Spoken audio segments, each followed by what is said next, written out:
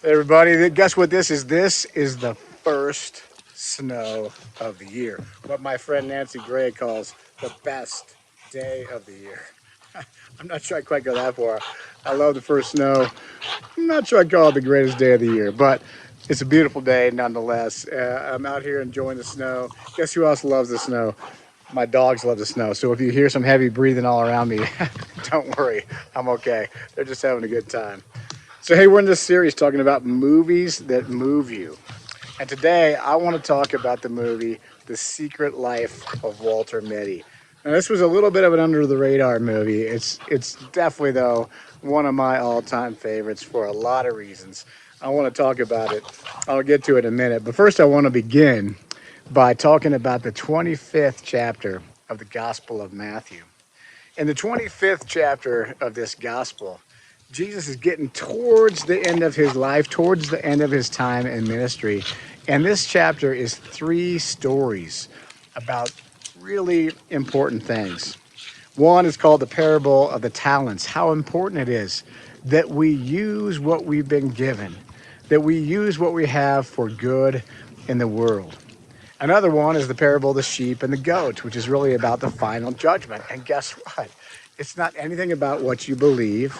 It's not anything about where you go to church or if you go to church or anything like that. It's about when people are hungry, do you feed them? When they have needs, do you take care of them? How do you take care of each other? That's what this whole piece is about. But the beginning of that 25th chapter is another story that I want to talk about. It's called the parable of the 10 maidens.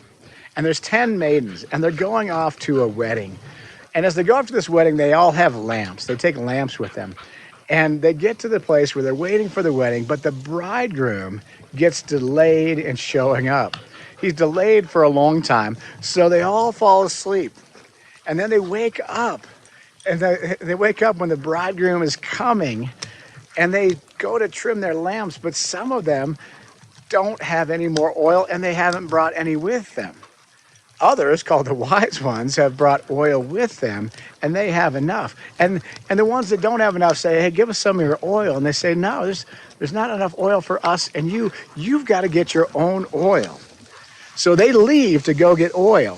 And then when they leave to go get this oil, they come back and it's already over and the doors are closed and locked. And that story ends up with these words: stay awake before you don't know the because you don't know the day or the hour. Stay awake. In these last verses in Matthew, Jesus tells the disciples some really important things. Have you ever thought about, if you knew, like Jesus did, that time was getting short, what would you tell the people around you? What would you say to them? One of the times that we got a window into that was on 9/11, when some of those folks were on the airplane that wasn't going to make it, but they had time.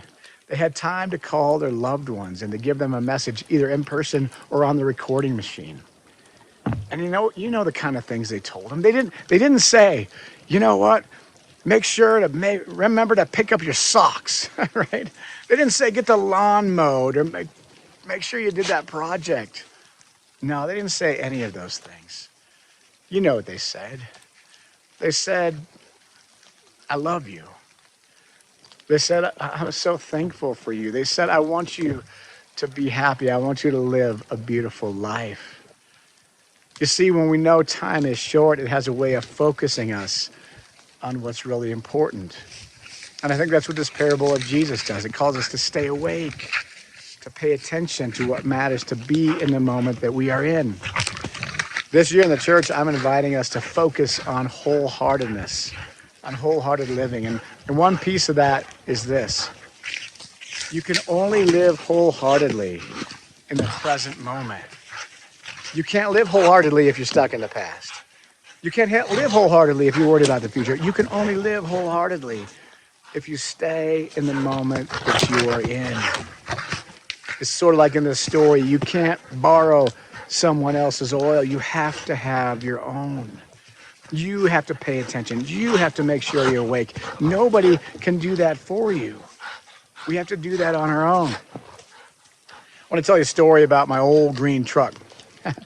Now, not the old green truck I have now that's sitting in my driveway that actually broke down. The transmission doesn't work, and now I'm not sure what to do with it because for the first time in my life, since I was 17 years old, I don't have an old truck. So I'm having a little bit of an identity crisis. So my old truck, before the old truck I have now that's sitting in my driveway, that truck, the gas gauge went out. The gas gauge stopped working.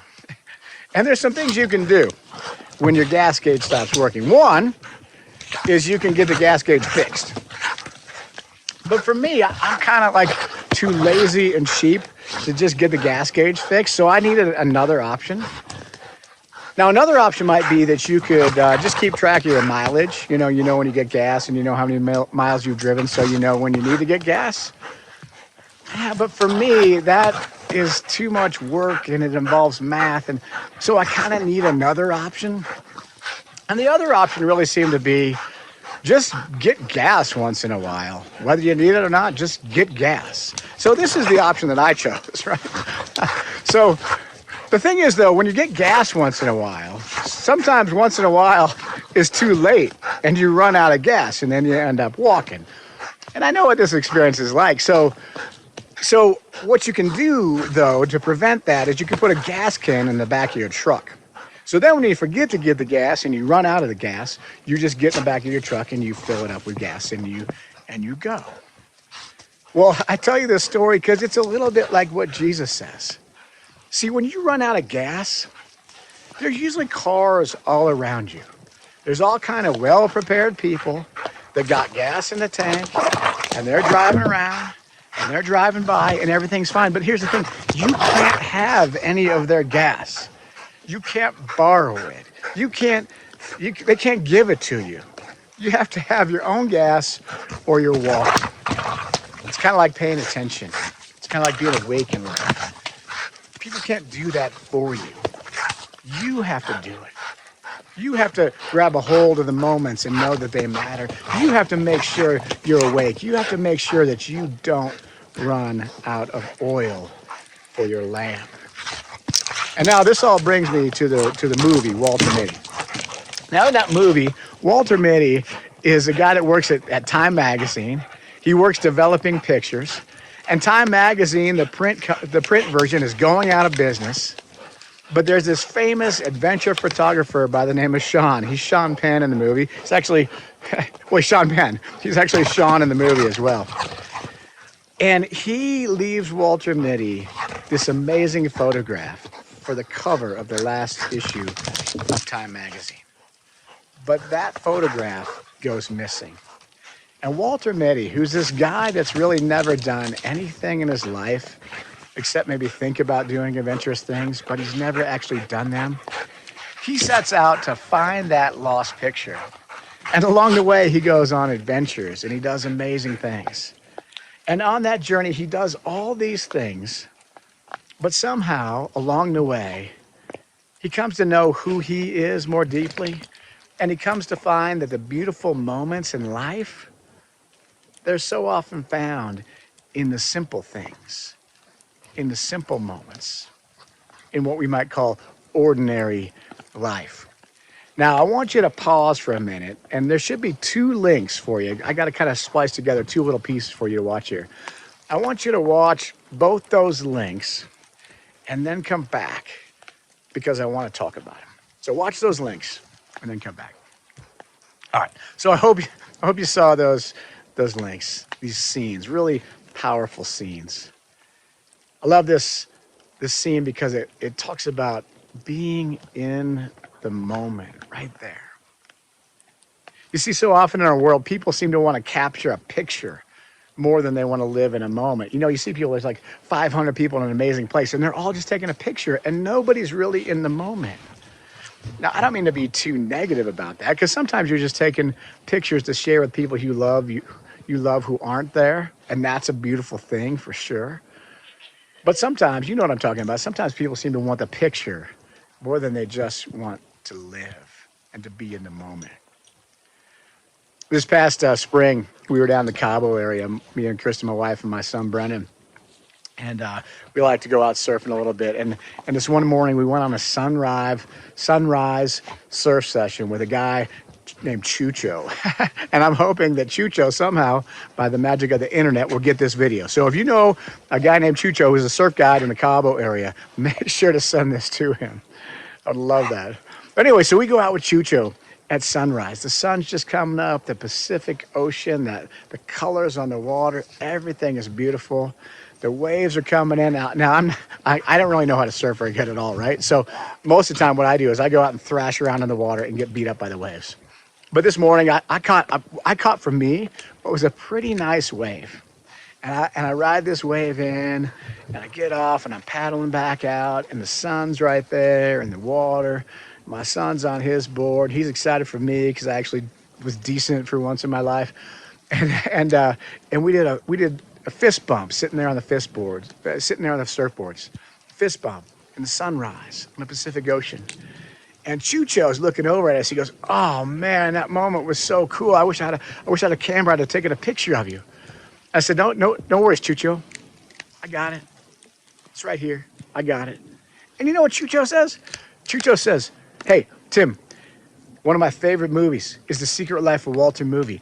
And in that movie, there's this scene." And he goes on to describe the exact scene that you just watched. And the whole time he's saying these things, I'm just smiling because I know exactly what he's talking about. And when he gets done, I just say, "Chucho, man, we are brothers." Such a beautiful scene, such a beautiful moment. Beautiful moments in life. We can take them in.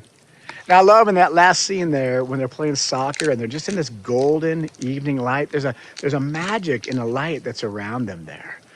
That sort of somehow captures the magic simplicity of the beauty of simple moments. There's this beautiful line there. Beautiful things don't ask for attention. Beautiful things don't ask for attention. But if we pay attention, we will see beautiful things in so many places, in so many ways. And the question for us is, can we stay in it? Can we stay in it right here in the moment? Can we not get stuck in the past? Can we not get lost worrying about the future? Can we stay right here in this moment? When we learn how to do that, I think we'll know what Jesus was talking about. We will be awake and ready.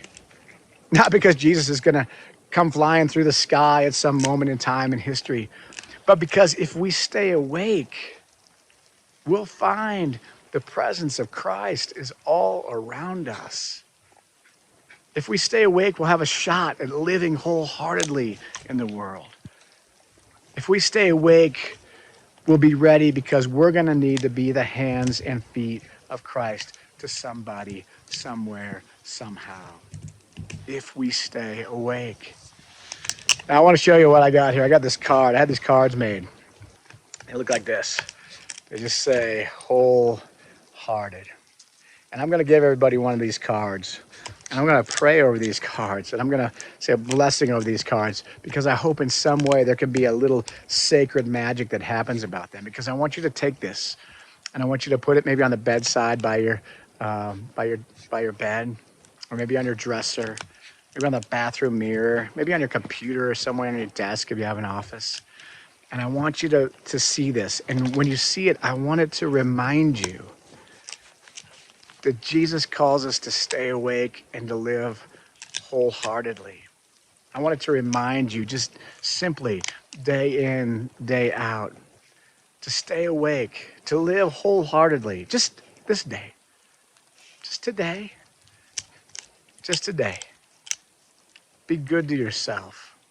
Be gracious to yourself. Be good to the people who are around you. Speak kindly. Love deeply. Live fully. Wholeheartedly in this day. Let us live in this day the way Jesus called us. Awake, alert, with full hearts and open minds and doors and lives to the people around us. Thank you for joining me. grace and peace be with you. And if you're around here, enjoy the snow while it's here.